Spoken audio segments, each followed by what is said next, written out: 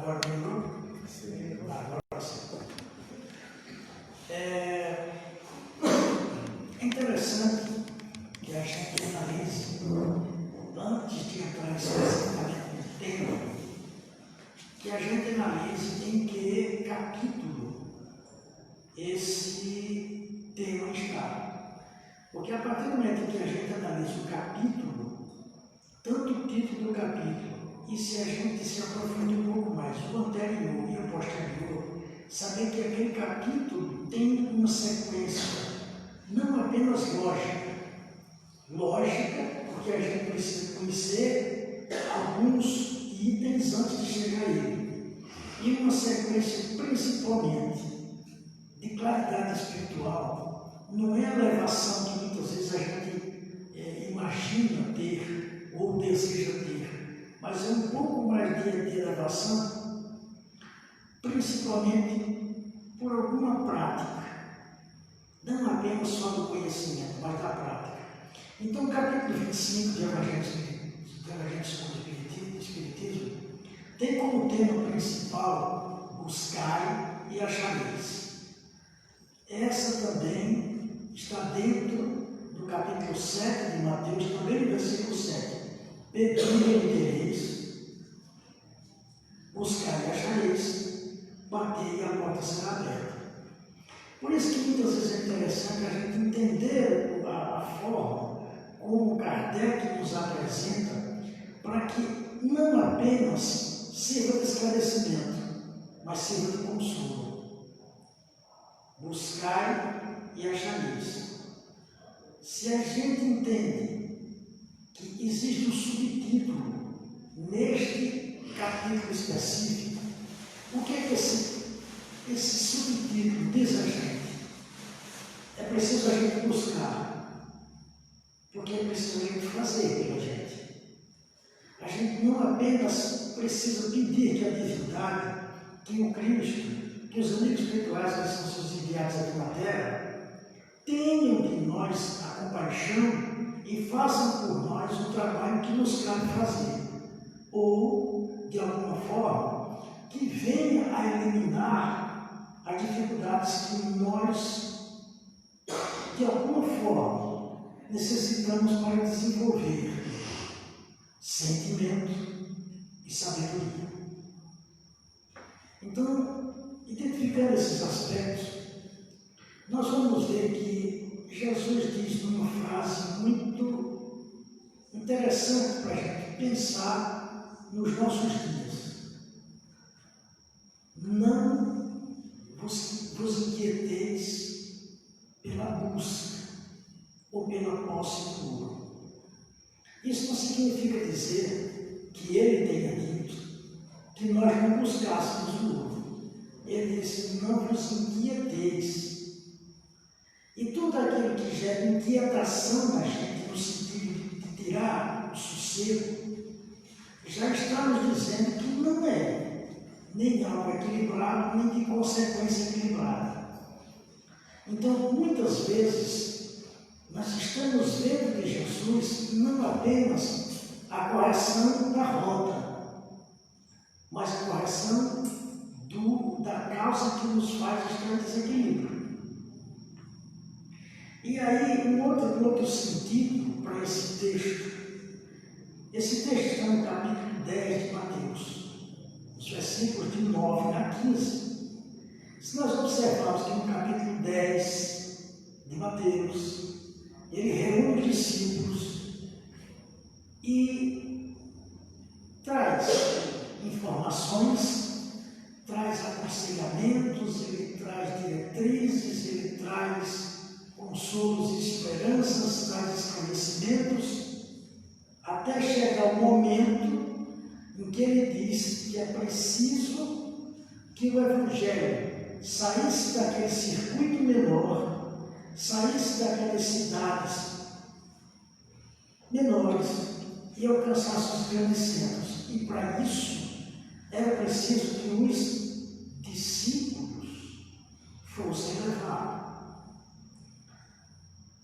É interessante que Jesus estava falando com aqueles que viram Jesus comer, que viram Jesus curar, que viram Jesus agir, que viram Jesus nas madrugadas, nas manhãs, em oração. Jesus ouvindo, Jesus atendendo, Jesus entre a multidão, Jesus em silêncio, Jesus passando ensinamentos.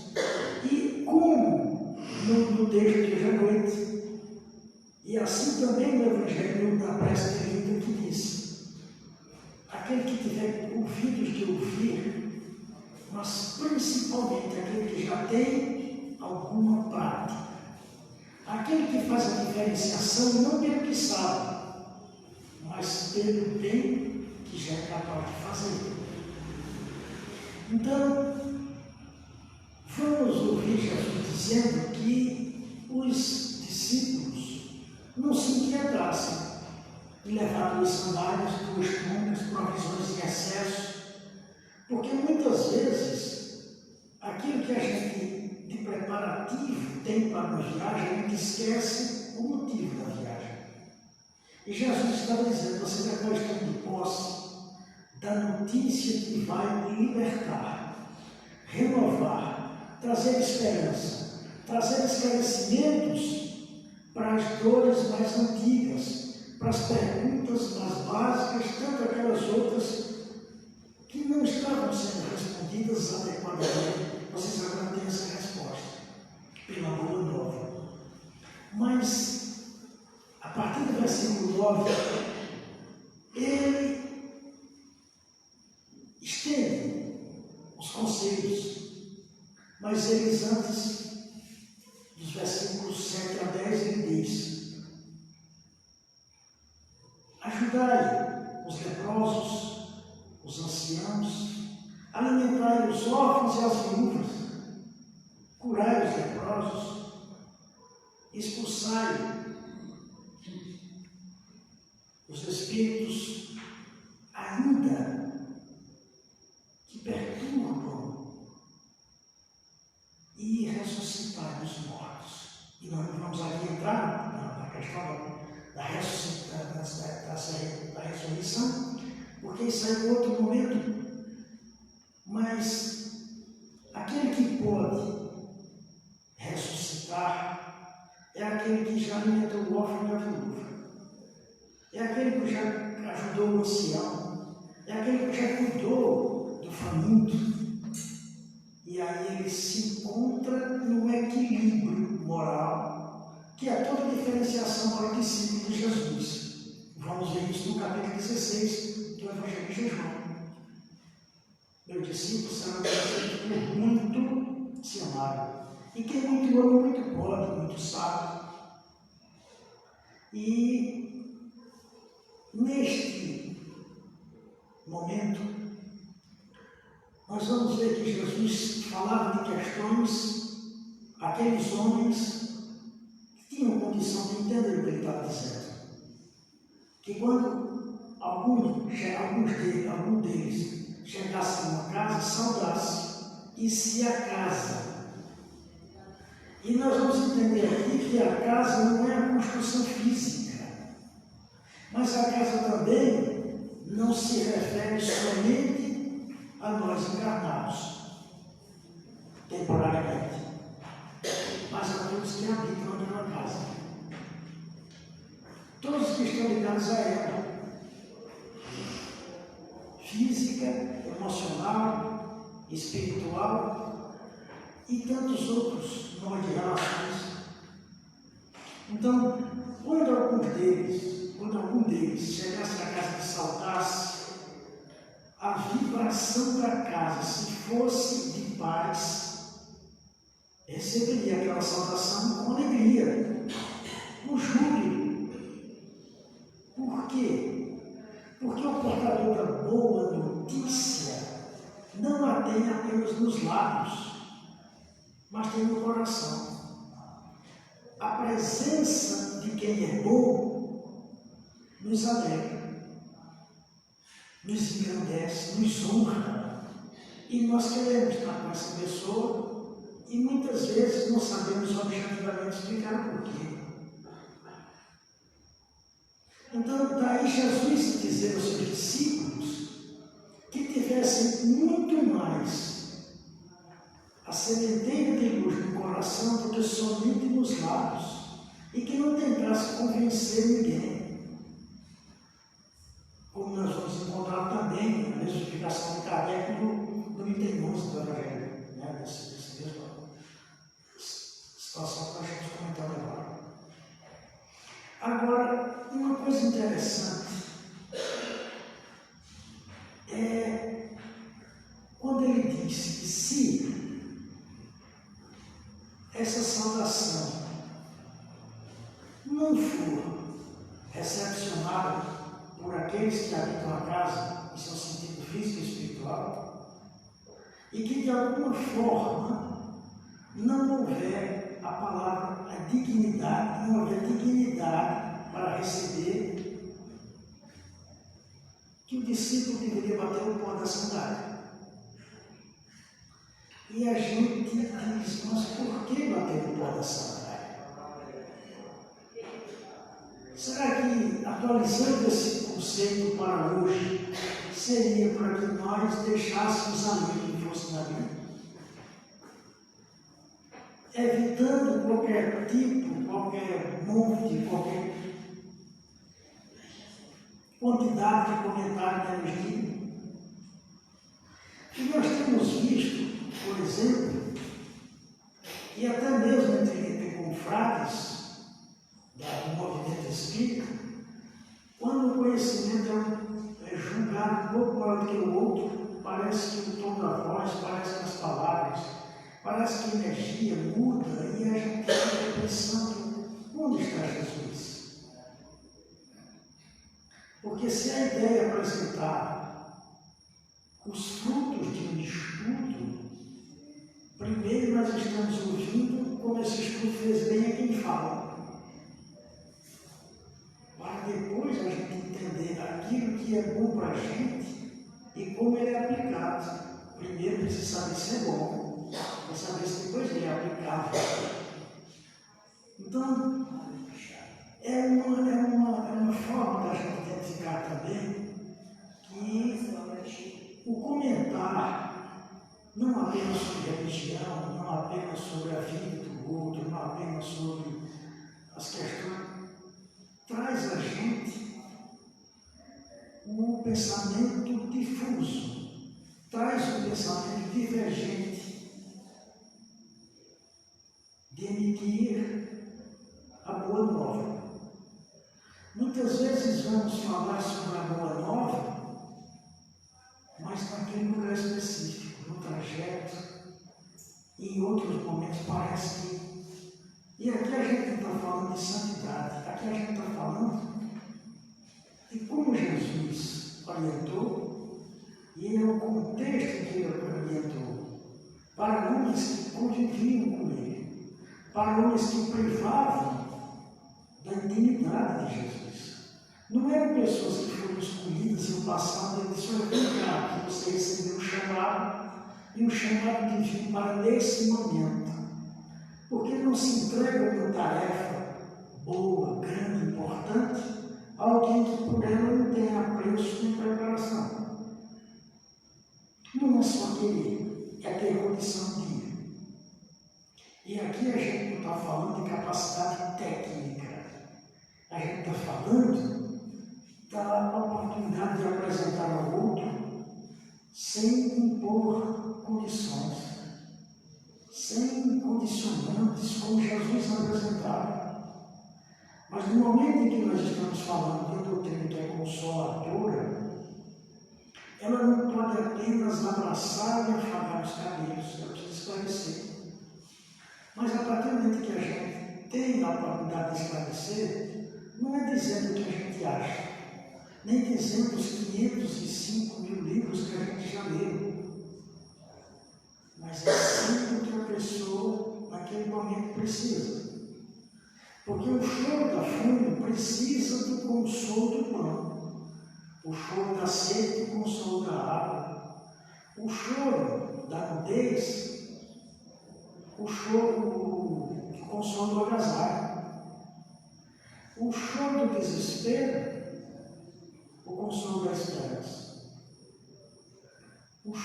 da revolta, ou com o choro da oportunidade.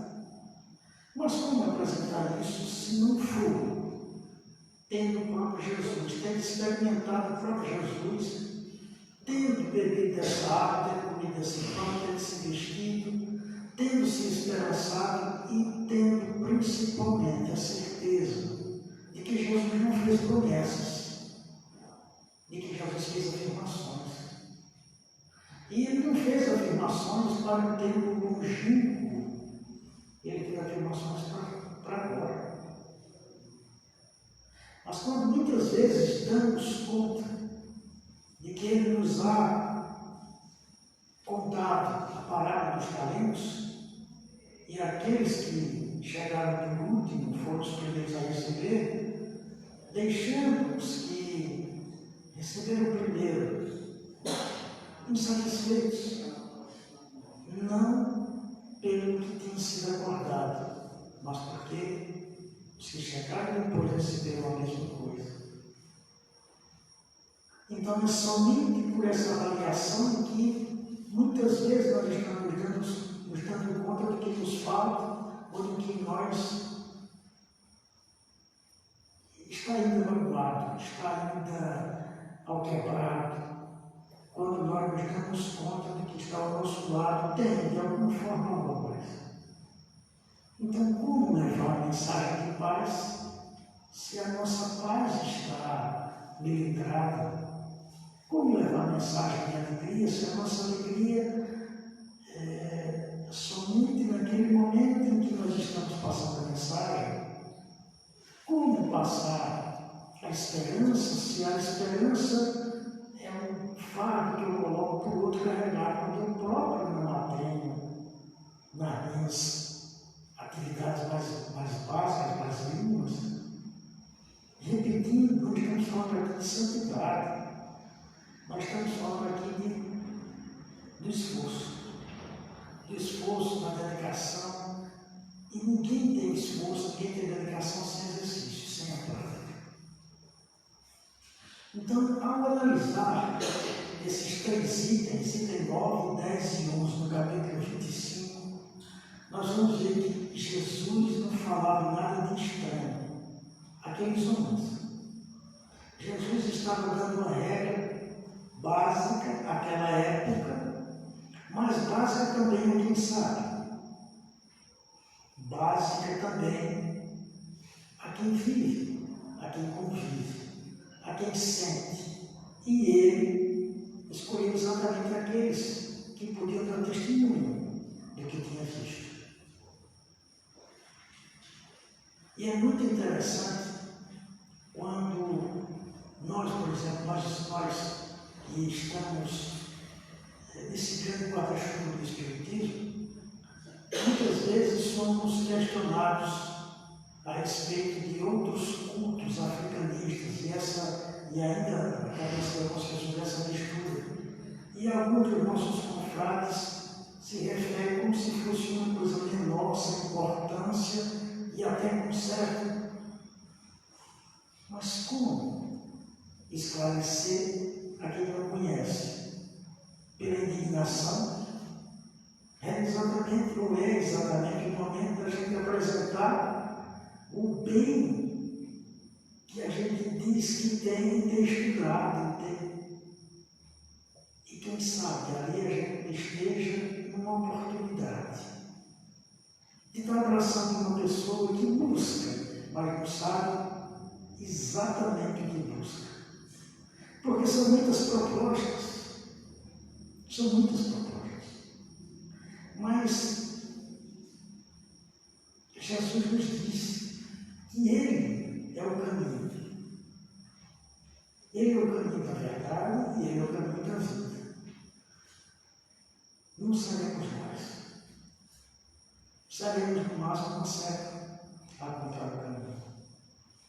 Mas como encontrar o caminho? Sem conhecer o próprio Jesus. Sem senti-lo. Sem saber que seus ensinamentos são mais do que consolo e mais do que esclarecimento. São libertação.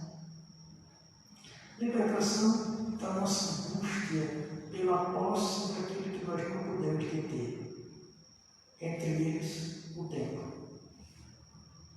entre eles o ouro, entre eles a aparência física, entre eles a posse do que é material, que por mais temporária que seja, ou por mais dilatada, melhor dizendo, que seja, ainda assim é temporária. A saúde. Mas o que é saúde? E se nós sabemos que todos esses bens estão à nossa disposição, quantos outros bens Jesus ainda tem a nos apresentar, nos falar sobre ele, mas ainda não temos condição de entender por não identificarmos valor. Então é importante que aquilo que esteja à nossa disposição de aprendizado seja aproveitado. Mas quando a gente se inquieta para deter, notadamente a gente tem dificuldades de concepção de tempo, de posse, de propriedade, de transferência, de domínio. E parece que o usufruto ele é mais angustiado, ele é menor. E quantas vezes a gente quer ter saúde e tem uma dificuldade na saúde ou de saúde, mas que nos faz caminhar em relativo equilíbrio. Quando em outras oportunidades, em outras encarnações, tivemos a saúde a pleno e em equívocos dilapidamos o patrimônio que é a saúde espiritual. Então, o que é melhor? É eu ter a posse de algo que me limita, mas que me ensina, ou a plenitude, que faz com que eu tenha desmandos não só para mim, como também a terceiros, como também para outros. Então, Jesus vai dizer que não é porque a gente não se ocupar nessas posses, mas ele disse que essas inquietações, essas fadigas, essas ansiedades, elas iam gerar na gente frustração. E elas iam fazer a gente perder a viagem. Perder a oportunidade de levar esse feixe, esse facho de luz a outros que com menos claridades não pedem por lugares não ouvidos. Porque esquecemos da filiação divina. Porque esquecemos muitas vezes que o Dr. Bezerra, o patrão dessa casa, atende também em centros de umbanda, porque não faz distinção de lugares para fazer o bem. Eu estou tentando lembrar e não fazer amigos até com fraternidade desse Jesus. Eu não recordo agora a passagem. Mas nós temos a oportunidade e até de uma pergunta, e até de uma situação que não é tão confortável para a gente, de que a gente de alguma forma estenda a mão, de alguma forma a gente. Isso é uma vitória para nós. Porque o capítulo 15 da Redenção do Espiritismo nos afirma, fora da caridade não há salvação. E nesse momento, assim como Jesus perguntou no capítulo 10 de Lucas, quem é de nós que precisa de caridade? Capítulo 15 e o capítulo 10 de Lucas, capítulo 15 da Redenção do Espiritismo e o capítulo 10 de Lucas. Quem é de nós que precisa de caridade? Quem é de nós que está caído? O outro ou eu? Se o estendendo a mão, se eu estou vendo que a mão do outro está estendida. E aí essas reflexões começam a fazer mais sentido para a gente, porque eu não vou aprender o texto e achar que aquele texto tem para mim uma significação somente no momento que eu estou lendo, no momento que eu estou estudando, no momento que eu estou falando. Mas é um conjunto. Ele está dentro de um conjunto, melhor dizendo, de virtudes que eu preciso trabalhar. Mas não é virtudes para que eu seja santo. É virtudes para que eu experimente sabores novos, para que eu sinta sentimentos novos, para que eu tenha ideias novas e assim possa fazer o bem a mim, que eu ainda não fiz, estendendo ao outro. E eu possa também sentir a paz que eu só julgo senti-la no céu. E como a desencarnação melhora nem piora ninguém, então é a oportunidade de nós nos curarmos agora. No livro e no filme que fizeram sobre o Dr. Bezerra, o Dr. Bezerra repete uma frase em latim e especialmente dizendo assim: médico, cura-te a ti mesmo. Alguém já ouviu essa frase aqui? Talvez, se nós atualizarmos esse pensamento, para agora nós estejamos tendo necessidade de compreender que a parte em nós que já conhece Jesus já pode se curar. A parte em nós que já foi transformada pela audição da mensagem, pela aceitação da mensagem, pela compreensão e pela prática dela. E essa parte em nós vai ter condição de transformar aqueles outros hábitos que foram alimentados e que vêm trazendo a gente até hoje. Muitos pensamentos, muitas sensações internas, muitos fantasmas. E aí a necessidade de duas roupas, de duas túnicas, de duas sandálias, nem alforjes, nem cajados, vai ser visto que, como disse Xavier, rico é o que tem menos necessidades. Como está na resposta da questão 926 de Livros dos Espíritos. Rico é o que tem menos necessidades. Então, entendendo, Jesus estava nos propondo para que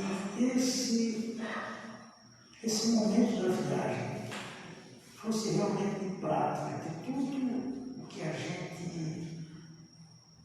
tem acordado, tem se esforçado, e que a gente veio, como disse Jesus, não para fazer a vontade do Pai, mas para fazer a vontade do Pai. E a gente vai entender que a vontade do Pai está na lei. Não é que Deus colocou para a gente individualmente que fazer essa vontade é isso, é desse jeito, é assim, outro.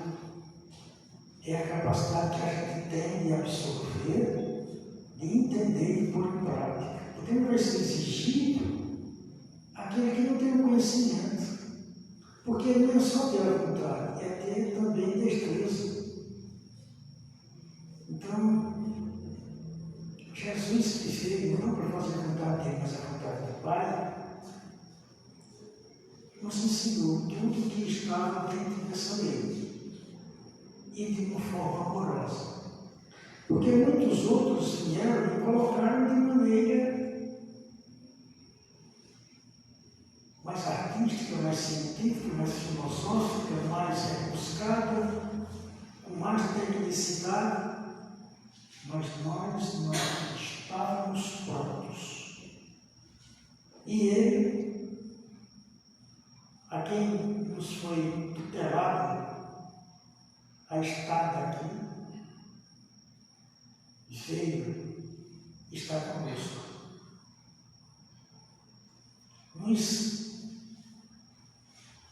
convidando a olhar para cima, nos convidando a entender regras do mais alto. E muitas vezes a saudade que a gente tem da casa do Pai não é a saudade porque alguém me falou, é porque eu já estive lá. Não me disseram como o Pai trata os seus, eu já fui tratado daquele jeito e agora não estou sendo mais, nem por mim, nem pelos que estão à minha volta. Então, se eu estou, como na palavra do filho pródigo, né? No capítulo 15 de Lucas, se eu estou tendo que travar a minha sobrevivência com aqueles que, de alguma forma, embrutecidos, veem só o corpo físico como sendo causa e consequência, é preciso que eu caia em mim e diga assim: eu não preciso estar disputando o alimento desse jeito. Se o Pai alimenta as aves do céu, se o Pai mexe dos campos, o Pai também me dá o sol, o ar, a inteligência, a energia, me deu a vida, me dá a existência. Que não mais ele pode dar, que eu ainda não tenho condição de entender o valor. Mas eu preciso fazer por mim. Faze por ti e o Senhor te ajudará, diz o subtítulo do capítulo 25. Faze por ti. Até esse faze por ti tem para ele uma significação muito grande. Porque quantas vezes ou quantas coisas nós estamos fazendo, quantas atitudes estamos tendo, pensando ter pelos outros e não por nós. Quantas nós estamos testemunhando a consciência pela caridade, no sentido como nos apresentou Jesus? Então, a partir do momento em que nós identificamos que na casa do Pai ninguém é tratado assim, nós estamos dizendo que já conhecemos a casa do Pai, já estivemos com o Pai. E saudade não significa dizer que nós estamos longe, mas que já estivemos muito perto. Por isso que Jesus, que tem que ter vibração em todo o planeta, envia seus discípulos e diz: olha, aqueles que estão longe de casa, dividindo os alimentos com os povos, que já se dispuseram de suas túnicas, que já perderam as ilusões com os banquetes, que estão querendo voltar para casa, digam a eles que a casa está esperando por eles, que o Pai está esperando por eles. Então é preciso que a gente noticie sobre Jesus,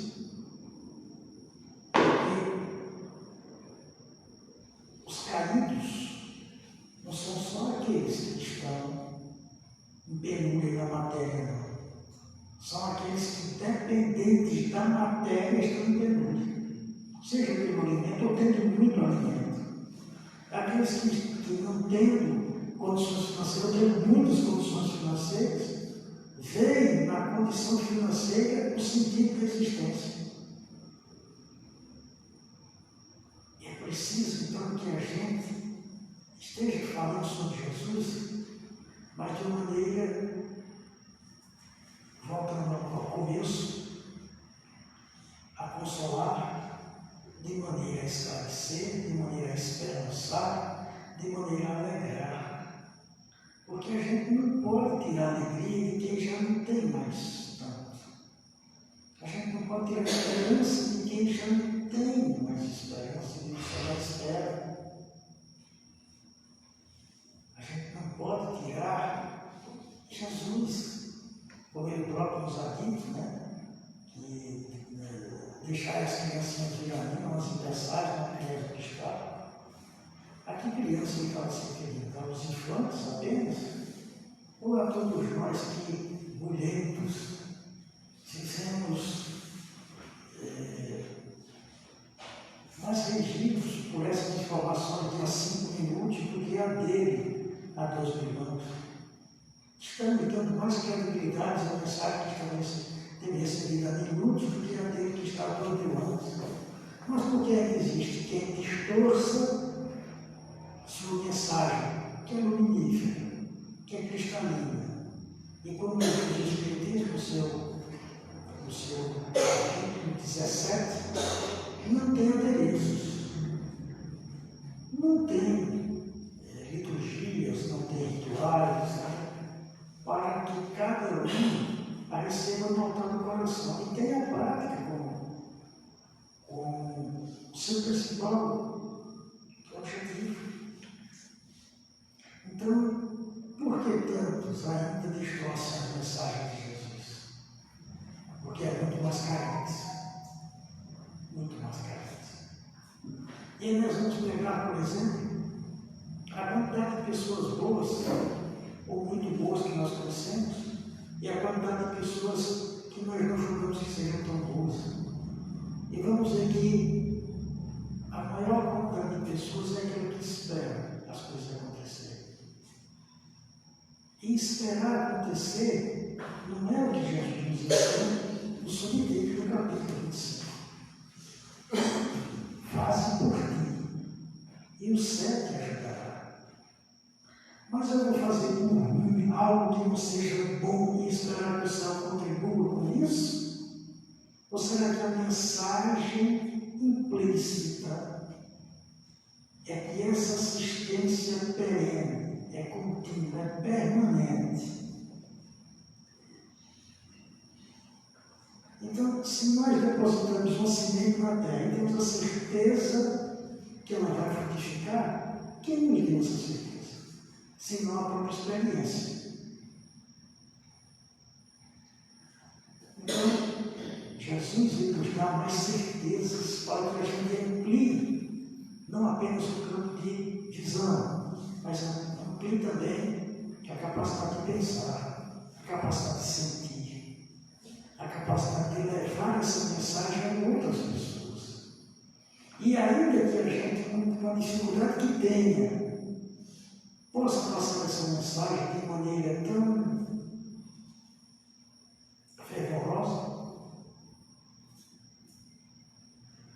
como que mais nós poderemos fazer à medida que vamos avançando, que vamos crescendo, que vamos nos integrando sobre as leis da vida e como elas agem sobre nós. E aí a gente vai ver que a evolução é um convite. Não é um determinismo, como nós muitas vezes achamos que vai acontecer e pronto. Mas vamos ver uma das conclusões do Livro dos Espíritos, se não me engano, é número 5, ou 3 ou 5, agora não tenho certeza, que diz assim, que a instalação do Reino de Deus na Terra é a consequência da prática de virtudes. Não é a consequência de saber dessas virtudes, é a consequência da prática.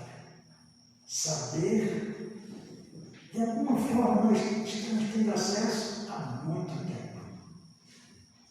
Mas, como a gente tem colocado em prática, quanto a gente se esforça, quanto a gente se dedica, sem essa inquietação, mas na ocupação de, como diz Jesus, daquele que saiu a semear. Vamos ver que Jesus disse, esse que aquele que semeava ficou a semear. Não, ele saiu a semear. E sair sempre para frente. Sempre para frente.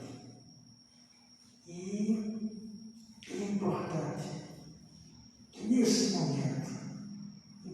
gente precisa tanto de boas notícias, de boas informações, de esperanças renovadas, de alegrias que tragam a gente mais dessa luminosidade. Não que alguém ouviu, que teve um sonho, que Deus estava falando, mas ao invés de a gente tentar ser intérprete do pensamento de Deus, a gente ser intérprete das boas ações dele, da compreensão, da audiência fraterna, daquilo que a gente pode entregar ao outro, e mesmo sendo remunerado por aquilo, a gente entregar de uma forma diferente, que ele se sinta assistido, visto, único. Como isso é diferente para a gente? Muitas vezes a gente tem necessidade de apenas ouvir a voz de quem a gente ama, de quem a gente confia, de quem ama a gente. Às vezes a gente, eu vou pedir um conselho disso para outra pessoa. Um conselho. Ainda que a pessoa diga aquilo que a gente já sabe que ela vai dizer, mas só em ela falar o verbo é energia criadora. Quantos de nós vêm aqui à casa espírita em busca do passe? E onde mais nós podemos tomar um passe para onde tomamos a freguesia? Mas quantos que não podem vir a dizer por razões N, podem também receber um passe, uma prece nossa, uma frase de esperança, um gesto, um sorriso que traga à pessoa aquela mesma certeza que Jesus, ao falar com os discípulos, no capítulo 10 de Mateus, de 9 a 15 versículos, que estão nos itens 9 e 10, e no capítulo 25 da Bíblia do Espiritismo, Jesus disse que fizéssemos. Que a gente levasse muito mais a mensagem do que se preocupasse com a roupa que estava vestindo. Muito mais com a esperança do que o cabelo que não tem. Muito mais com alegria do que muitas vezes com termos rebuscados que só vai cansar o outro. Ele não aguenta mais isso. Leva muito mais a energia do que livros que a pessoa agora não consegue ler. Por quê? Porque João resumiu isso numa de suas cartas, quando diz Deus é amor. Então, se Deus é amor, tudo que nós apresentamos nesse sentido terá para aquela pessoa, se não a palavra